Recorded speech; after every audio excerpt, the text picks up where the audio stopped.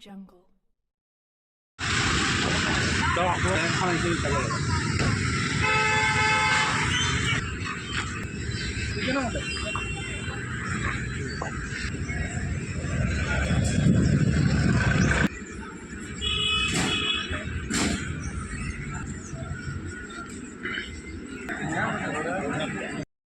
ఇవ్వాలని ఆయన విగ్రహాన్ని పార్లమెంట్ సెంట్రల్ హాల్లో ప్రతిష్ఠించాలని విన్నవించుకుంటూ సంతకాల సేకరణ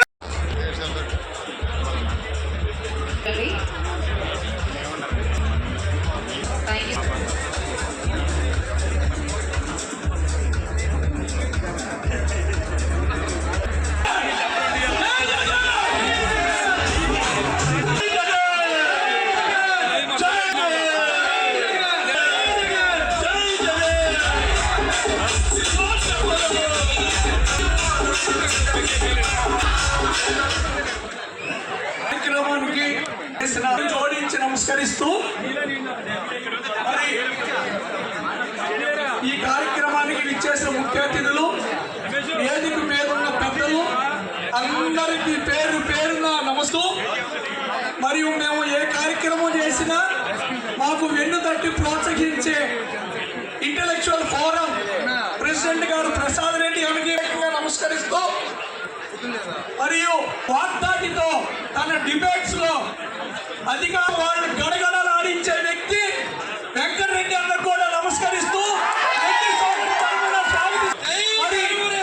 ఎన్నికలకు సైనికులకు పేరు పేరున నమస్కరిస్తూ స్వాగతిస్తూ, మరి ఎన్ని తప్పుడు కేసులు పెట్టినా శ్యామలమ్మ కూడా ఈ రోజు మనకి ఇచ్చేసినందుకు వారి కూడా రెడ్డి సోదరులందరి తరపున సోదరులారా, ముందుగా గురువర్యులు పూజ్యులు అహోరాత్రి అహం వీడండి, సేవ చేయండి గారిని స్మరించుకుంటూ అదే బాటలో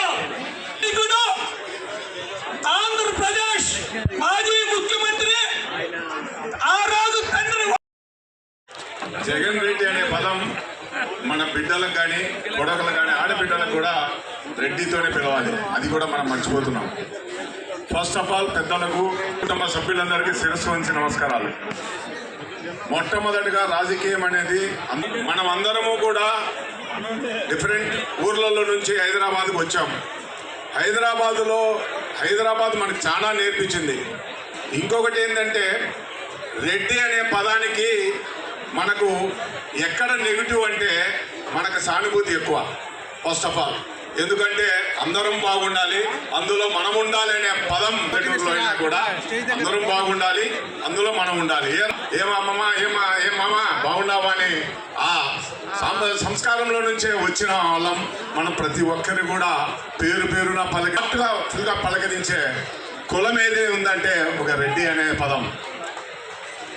ఎలా ఉండాలి, ఏమి చేస్తే ఏముంటుంది అనేది మన వైఎస్ రాజశేఖర రెడ్డి గారు చేసిన పనుల్లో కూడా రెడ్డి అనే తత్వం కూడా కనపడేటట్టుగా సర్వీస్ చేశాడు. అందరూ సీఎంలు అయ్యారు, కానీ ఒక వైఎస్ రాజశేఖర రెడ్డి సీఎం అయితే ఆ కుర్చీకే విలువ తెచ్చిన మాణిక్యంలో ఉన్న మహనీయ. అలాగే ఇంకొక విషయం చెప్తున్నా, రాజకీయం అనేది ఖచ్చితంగా మన నాయకుడు మొదటి శిఖరంలో మొదటి ఉంటేనే కూడా మనకు అన్ని కులాలుగా చూసుకునే వ్యక్తి ఉంటేనే మనకు ఆనందంగా ఉంటుంది. ఏదైనా కానీ దేశంలో కానీ మన ఆంధ్రప్రదేశ్ కానీ. ఎందుకంటే వాస్తవంగా అది మీకు ఒక నచ్చకపోవచ్చు, నా పర్సనల్ ఒపీనియన్. అరుపులు కాదు ముఖ్యం, పని చేసే విధానం ముఖ్యం. మనం అందరినీ కూడా కలుపుకొని ప్రతి ఒక్కరి మామ అని పలకరించే ఉచ్చారణ ఒక రెడ్డికే ఉంది. యాక్చువల్ అన్న కొంచెం వైడ్ ప్లీజ్, అన్న కొంచెం వెనక్కి please wide.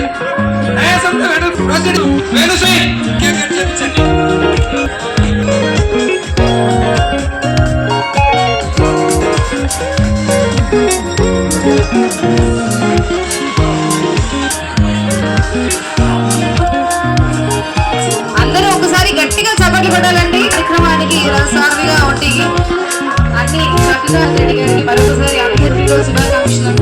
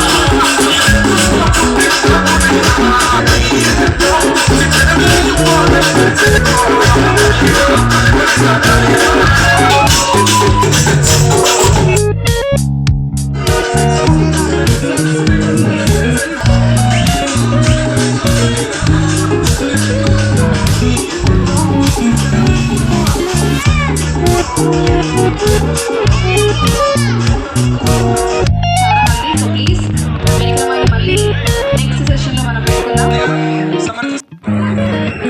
Thanks for the nice intro Bhargavi. And చాలా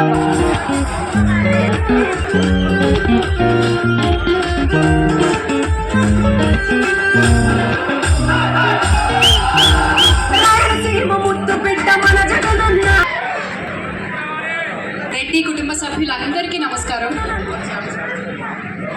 ఇందాక భార్గవి గారు చెప్పినట్టు యాంకర్ శ్యామల, వైఎస్ఆర్సీపీ అధికార ప్రతినిధి శ్యామల, ఆర్టిస్ట్ శ్యామల, వీటన్నిటికంటే కూడా చాలా గర్వంగా చెప్తా నేను వైఎస్ జగన్మోహన్ రెడ్డి శ్యామల.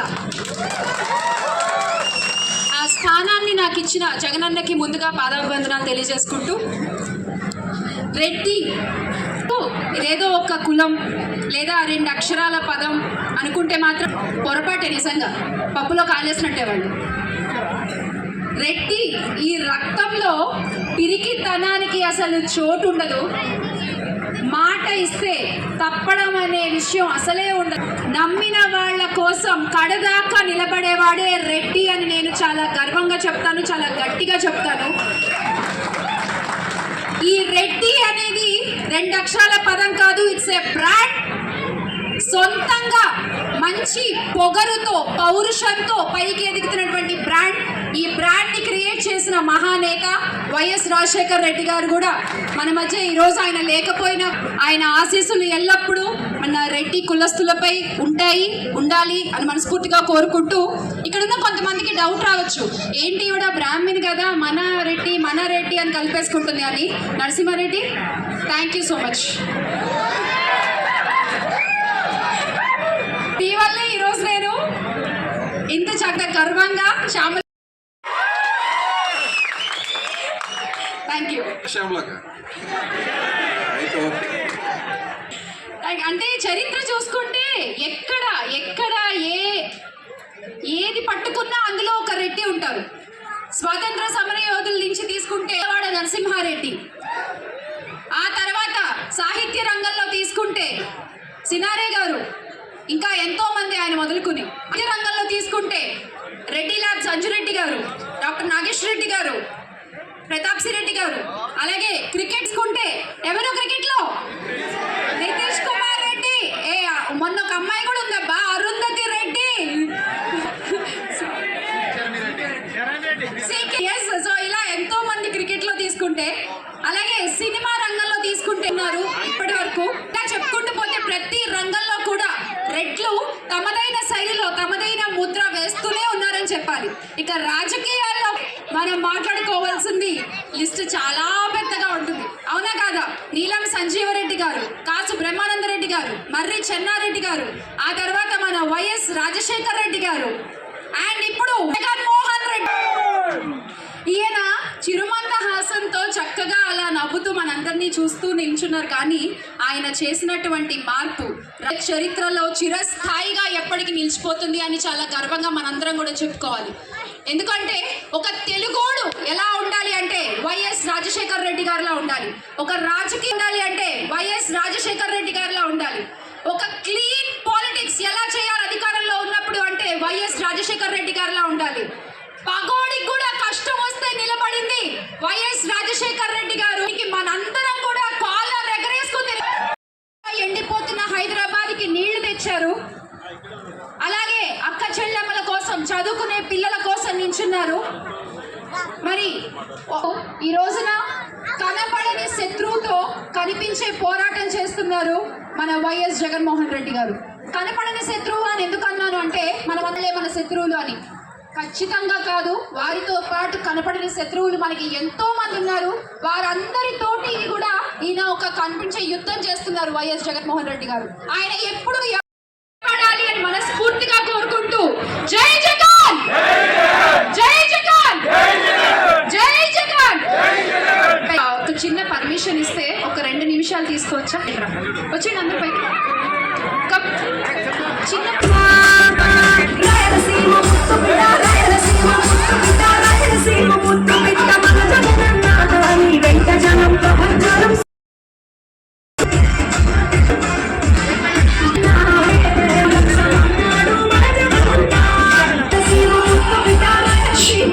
ఒక్క నిమిషం.